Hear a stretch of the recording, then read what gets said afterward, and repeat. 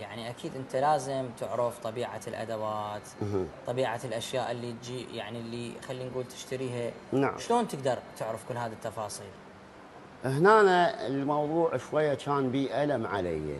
الشخص اللي اني ناوي اخدمه وادعمه واسست له، اشتريت له الدريلات واشتريت له الجيك، اشتريت له السباين، قلت له هذا محلك. حلو. قال شو تريد منه؟ انا اشتغل بعامل لو اعطيك جزء من عملي؟ قلت له لا، انت راح تدهن وانت راح تتدمر وانت راح تتعب. تمام. هذا جهزته الك. طيب. انت شغل الفيتريه الك وانا شغل الادوات الي. حلو. فتحنا محلين انا وياه، بدايتنا محل بس نتوسعنا، عفت المحل له واشتريت له بصفه اجرته. حلو. فمن اشتغلنا مع الاسف انا مسواقي كان بناء على معلوماته. اكيد. فمن باوعت وداخلت بالسوق واكتسبت الفكره بزمن جدا قصير. زين. لانه تعرف انت ذكاة المكفوف. صح. يضرب في 10 اذا صح. مو يضرب في 1000. صح. تمام، هذا الشيء مشهود. فعلا. اي. فباوعت مسوق لي ادوات بعيده عن الحاجه. يعني فد حاجه ابو الرايمر يحتاجها انا ما احتاجها. اي. فالغراض الله وفقنا، قلت له قمت اسحب رصيد من مجال الاقصاد، لان بديت اسحب منه انقل رجلي بالعمل رجل ورا رجل. مو راسا يعني. مو راسا حتى انا من يضمن راح انجح بهاي. صح. فبلشت مثل ما نقول انتقل تدريجيا. تمام. قام موضوع القصد اجامده. حلو.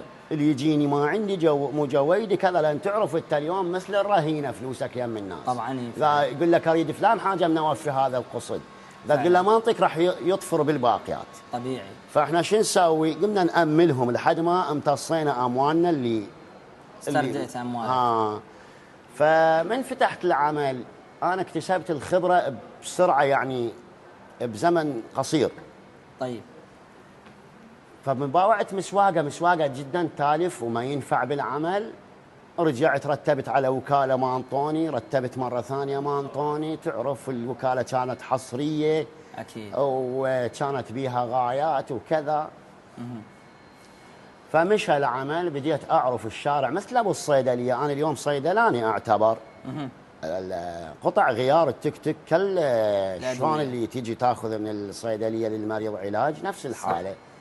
وتجي عالم تقول له ابو عباس انت صيدلاني تعرف الدكتور زين، تجي الناس تستشيرني على يا فيتر ادزهم.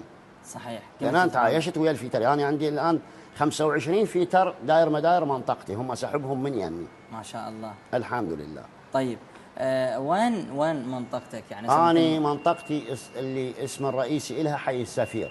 حي السفير. اي، لكن قرب الشماعيه وحي الرحمه. نعم. والعبيدي. محلاتك يعني معروفه؟ محلاتي مجرد ما تدخل انت وين بالمشتل بالبلديات، مع العلم لاني تبعد كل منطقه عني 5-6 كيلوات اذا مو اكثر. قل لهم ابو عباس يقولوا لك. قلت لك الكفاح. الكفاح عن الشماعيه ما اعرف ايش قد المسافه بعيده. اكيد. الناس تجيني من الكفاح. جميل. اي.